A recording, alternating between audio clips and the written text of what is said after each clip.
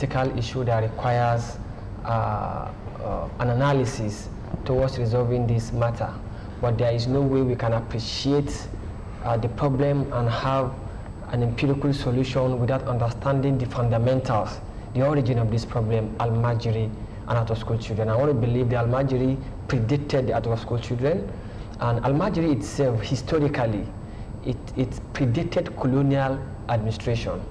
Prior to colonial administration in Nigeria, we have Al-Majiri system of education in Borno, that is Islamic education.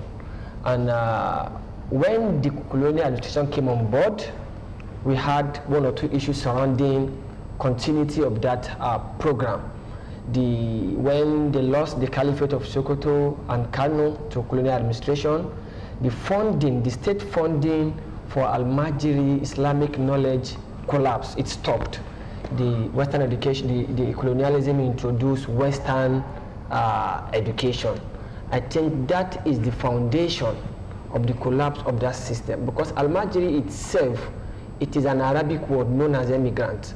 It connotes people migrating from their settlements to a known, popular, knowledgeable imam for Islamic knowledge. That is the foundation of Al-Majiri. So when the colonial administration prioritized Western education, the state funding of the Al-Majiri system collapsed.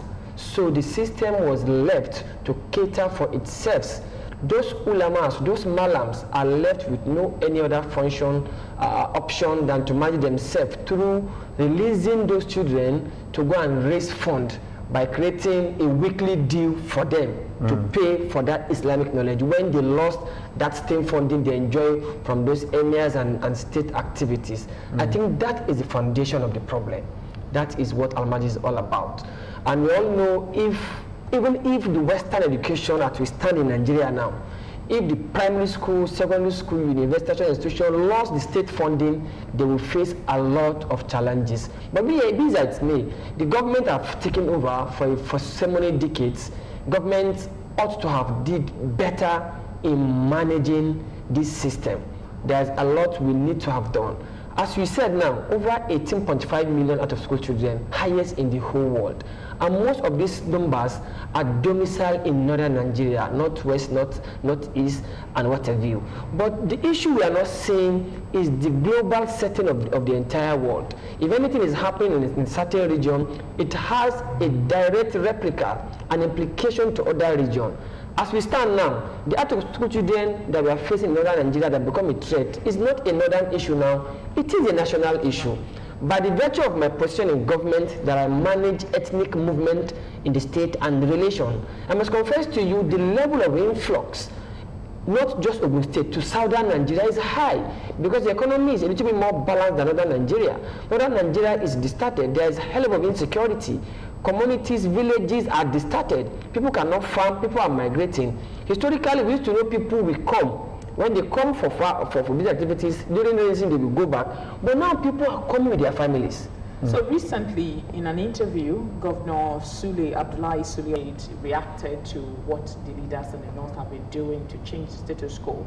And he said largely that it's more of a religious and cultural issue for the Al-Majiri system and out of school.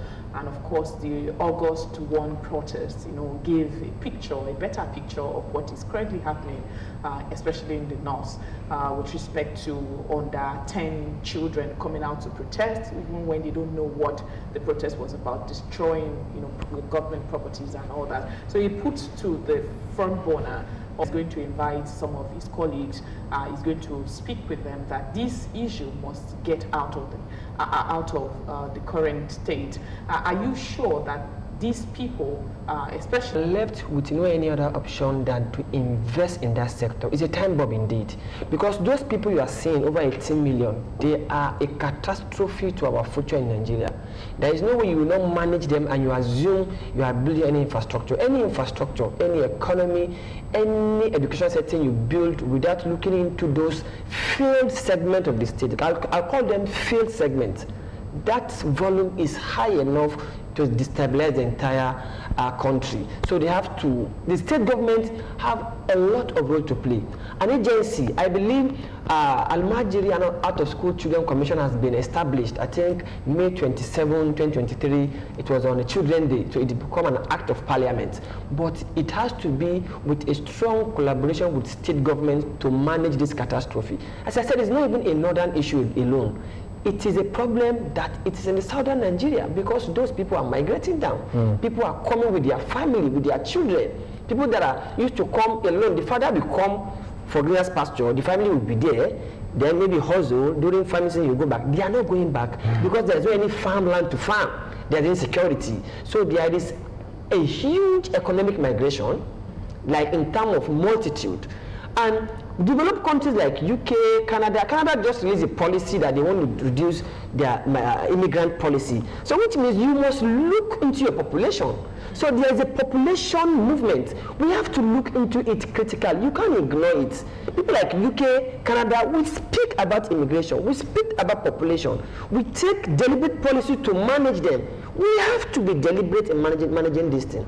That is now, before we look at the dangers really of what we have in our hands as we speak today, I want to take your perspective really concerning what Honorable HADI SANNI has said, that the state governments really would actually definitely be doing something. But some persons are of the opinion that some of these, I mean, the government and the North over the years have exploited this system, this Al-Majiri system. They deliberately keep these children uneducated, keep them down so that they will continue to be relevant. So, and then if they draw their relevance from this same system, do you think they will be willing to want to improve the conditions of those people, and which may actually threaten their relevance in the political space?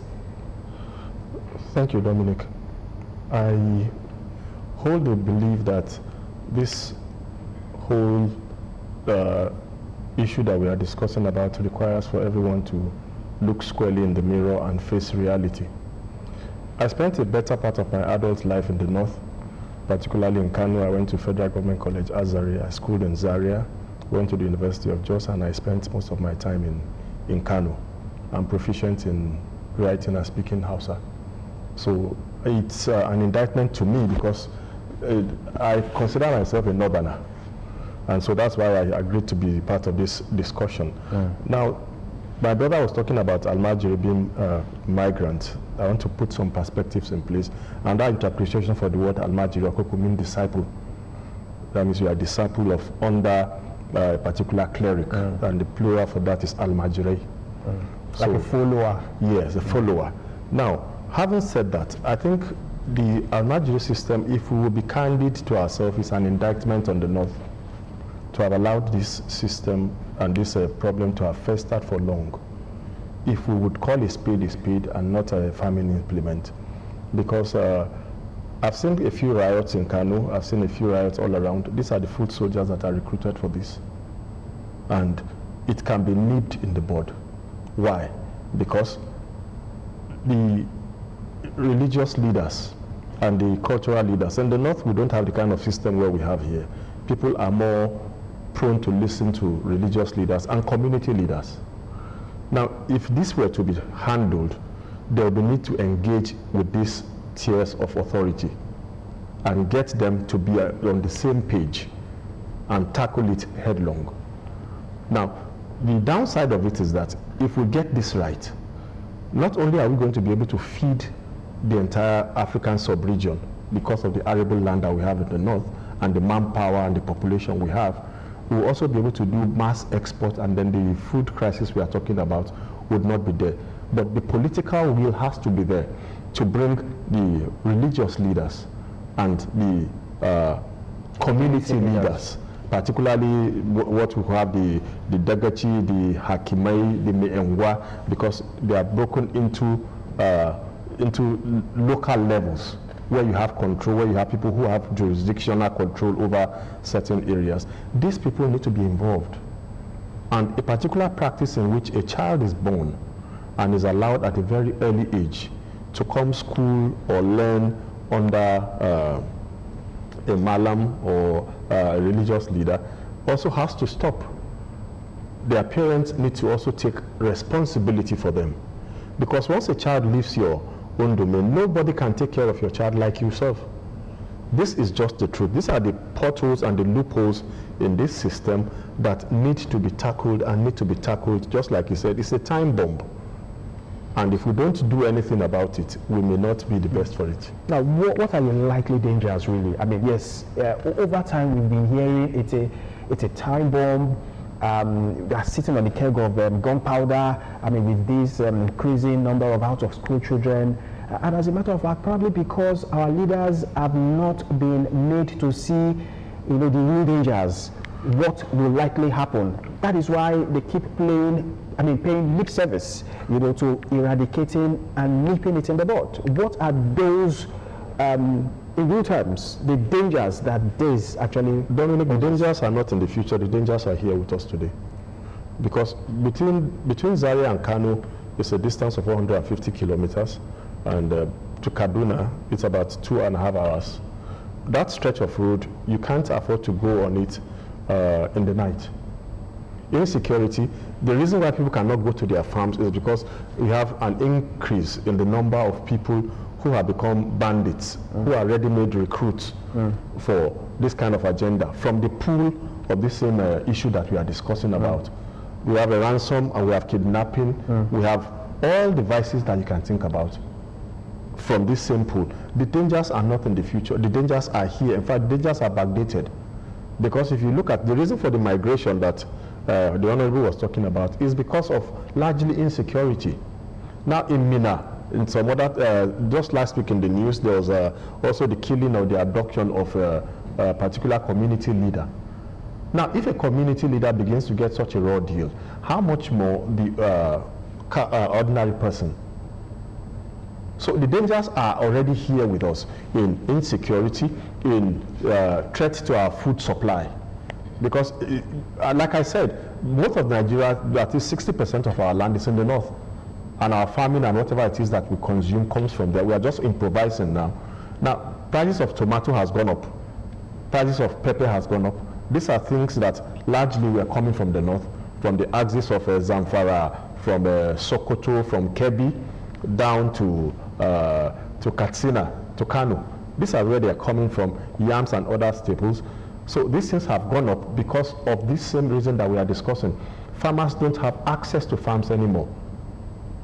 All right, Mr. Olabode, when you look critically into this particular topic, out-of-school children living out the Al-Majiri system that is largely being practiced in the northern part of the country. You look around the southwest, for instance, you go to rural villages, you see even in Abeokuta, within Abeokuta metropolis, you see children that don't actually go to school when it's during the school hours, and you look at them and they are actually not from the north. They're actually our own people here, and you ask questions. Is it that they tell you their parents cannot afford to take them to school, or you have a lot of these people also domiciled in the southwestern Nigeria, and people say that this also increasing the numbers of people, of children not going to school is also increasing in this part of Nigeria. What immediate reaction do you think government can do to ensure that this is not going to be a time bomb like we've been describing it, and of course ensure that parents are taking care of their children? If we have children on the streets, what can we do to ensure that we take them and of course put them back into school? Thank you, Senior. Desperate issues call for desperate solutions. I believe number one, we have to start with legislation that makes it criminal for any child that is of school age to be found roaming the streets during school hours. Now, thank God for the administration of President Bola Ahmed Tinubu, where a lot of funds have been released to the schools. So that means the educational budget has also to be judiciously managed. It has to be.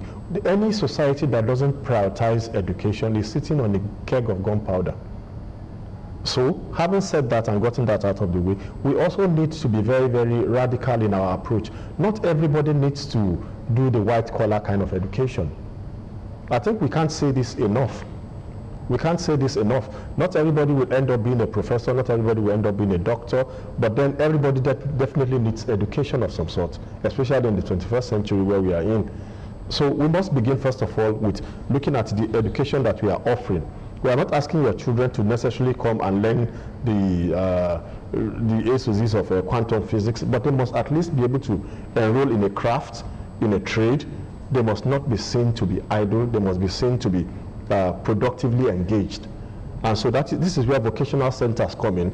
This is where trades and crafts come in. This is where we begin to revisit some of the things that we discarded in a hurry instead of modifying. All the educational arm of government needs to do is to be more proactive with it. And the best way to tackle this is to make it at the local level, at the ward level, at the community level. And thank God for the new empowerment that is being given to local governments. These are the things that they need to begin to do. Number one, engage on social media, particularly on the radio. Make it a legislation that education for the children has been made free at this level. And that is something that we cannot begin to do anymore. And the children must not be found at, I think Lagos had something like that at some point, if I'm not mistaken, but it must be legislated, and everybody knows it's a crime. So, Prince SANNI, this conversation, when we talk about, I think I would specifically use the example of the interview of Governor Abdullahi Sule of Nasarawa State, when they asked him questions relating to the root cause of this. They talk about religion, and how you have people that have the license to get married to as much as 4 wives.